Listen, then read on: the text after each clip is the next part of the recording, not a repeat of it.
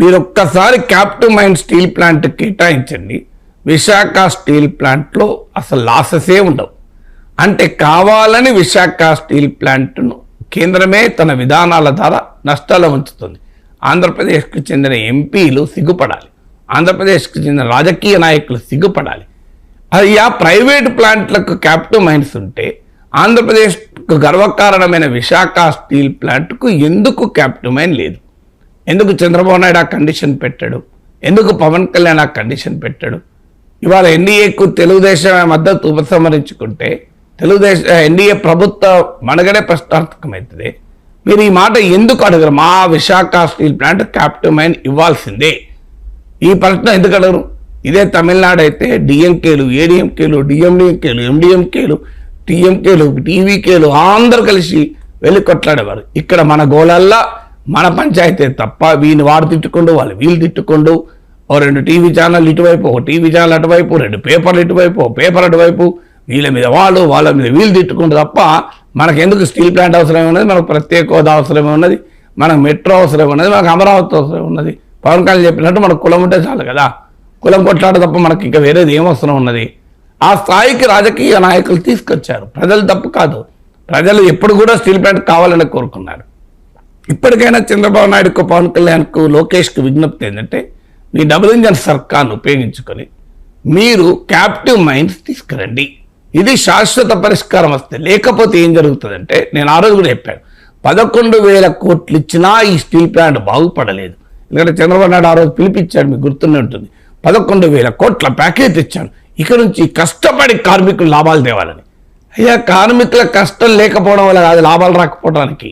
లాభాలు రాకపోవడానికి కారణం ఏంటంటే ప్రైవేటు వాడుకోమో మీరు చౌకగా ముడి పదార్థం తయారు చేసుకునే క్యాప్టివ్ మైన్స్ ఇచ్చారు. ప్రభుత్వ రంగంలో ఉన్న కంపెనీకి క్యాప్టివ్ మైన్స్ లేదు. ఇది వదిలేసి కార్మికులు కష్టపడి లాభాలు తెచ్చారు. కార్మికులు ఎంత కష్టపడి లాభం ఎట్లా వస్తుంది? ఆడ మిట్టలు కోమ 500 రూపాయలకు raw material, Visakha steel plant 5,000 రూపాయలు రా మెటీరియల్. కార్మికులు ఎంత కష్టపడ్డా ఈ సమస్య పరిష్కారం అవుతుందా?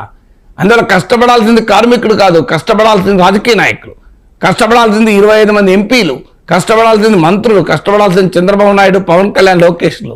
అయ్యా మీరు ఢిల్లీలో కూర్చొని మా క్యాప్టివ్ మైన్ తెప్పియండి విశాఖ స్టీల్ ప్లాంట్కి, సమస్య పరిష్కారం అవుతుంది. మీరు ఎక్కడ వస్తాం కాదు. ఇప్పుడు ఏం చేయబోతున్నారో చెప్తాను నేను. 11,000 కోట్లు ఇచ్చాం, ఒక ఏడాదికో 2 ఏళ్లకో నష్టాలు మళ్ళీ వస్తాయి. ఎందుకంటే ఇది ఇనీషియల్గా తాత్కాలికమే. అసలు మూలం ఎక్కడుంది? రా మెటీరియల్ కాస్ట్ అబ్నార్మల్గా ఉంది స్టీల్ ప్లాంట్కు. ప్రైవేట్ ప్లాంట్లతో పోటీ పడలేని దుస్థితికి అది కారణము. ఆ ప్రాబ్లం ఉన్నంత కాలం ఇవాళ నష్టం లేకపోయినా రేపు నష్టం వస్తుంది.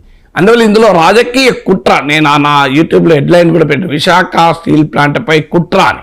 ఏంటి ఆ కుట్ర అంటే, చూడు మేము 11,000 కోట్లు ఇచ్చినా ఈ కార్మికులు పనిచేసి వస్తలేరు, ఈ ట్రేడ్ కార్మిక సంఘాలు పెట్టుకుని గొడవలు చేస్తున్నారు, కార్మికులు పనిచేయక బద్ధకం వల్ల ఇలా జరిగింది, ప్రభుత్వ రంగం పనిచేయదు, అందుకే మేము అమ్మేస్తామంటారు. అందువల్ల 11,000 కోట్లు ఇచ్చినా స్టీల్ ప్లాంట్ నష్టాలు పోలేదు అని ప్రజల్లో స్టీల్ ప్లాంట్ కార్మికుల్ని విలన్లుగా చూపి, స్టీల్ ప్లాంట్ను దోషిగా చూపి దాన్ని మళ్ళీ అమ్మకానికి సిద్ధం చేస్తారు. ఇవాళ అంటున్నా, మీరు చూడండి, ఒక 2 ఏళ్ల తర్వాత జరగకపోతే చూడండి ఇదే. సో ఇక్కడ అందుకే ఇవాళ కేంద్ర ప్రభుత్వ వాళ్ళ రాజకీయ నాయకుడు కాదు కనుక ఆ దీపం సెక్రటరీ ఆయన ఉన్నట్టు రాసి పంపాడు, ప్రభుత్వ విధానాన్ని పంపాడు. రాజకీయ నాయకులు అంటే దానికి రకరకాల ట్విస్టులు, కలరింగ్లు ఇస్తారు. సో కలరింగ్ అధికారికి ఏం పని, ఆయనకు అవసరం లేదు కదా కలరింగ్ ఇచ్చుకోవడం. సో ఆయన ఉన్నట్టు రాసి పంపాడు. నిజమే మేము అమ్మాలని నిర్ణయం తీసుకున్నాం, ఇప్పుడు కూడా అదే నిర్ణయం కొనసాగుతుంది, అందులో ఏం మార్పు లేదు అన్నాడు. మరి ఎందుకు ఇచ్చారు మీరు 11,000 కోట్లు అమ్మదలుచుకుంటే? ఎందుకు ఇచ్చారంటే ముస్తాబు చేయడానికి, ఎందుకు ఇచ్చారంటే బదనాం చేయడానికి.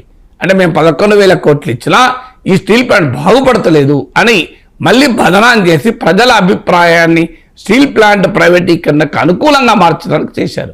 అది క్లియర్గా అర్థమైపోయింది కదా. సో అందువల్ల రా మెటీరియల్ కాదు, మేమన్నది ఏంటి, స్టీల్ ప్లాంట్ నష్టాలు ఉన్నాయి. ఆ స్టీల్ ప్లాంట్కున్న నష్టాలు కేంద్ర ప్రభుత్వం తీసుకొని దాన్ని ఈక్విటీగా మార్చుకోండి. అంటే ఆ అప్పులు, నష్టాలు కాదు, స్టీల్ ప్లాంట్కు అప్పులు ఉన్నాయి, ఈ అప్పుల్ని మీరు ఈక్విటీగా మార్చుకోవచ్చు. ఎంత అప్పులు ఉన్నాయి? స్టీల్ ప్లాంట్కు 2 లక్షల కోట్ల విలువైన ఆస్తులు ఉన్నాయి, స్టీల్ ప్లాంట్కు ఒక 20,000 కోట్ల అప్పులు ఉన్నాయి అనుకుంటాను, కరెక్ట్ ఎగ్జాక్ట్ ఫిగర్ గుర్తులేదు కానీ అరౌండ్ అంతే. సో 20,000 crores అప్పులు ఉన్నాయి. ఈ 20,000 కోట్ల అప్పులు స్టీల్ ప్లాంట్ కనుక 7.2 మిలియన్ టన్స్ ప్రొడక్షన్ కనుక వస్తే మొత్తం అప్పులు తీరిపోతాయి, ఒక్క సంవత్సరంలో తీరిపోతాయి.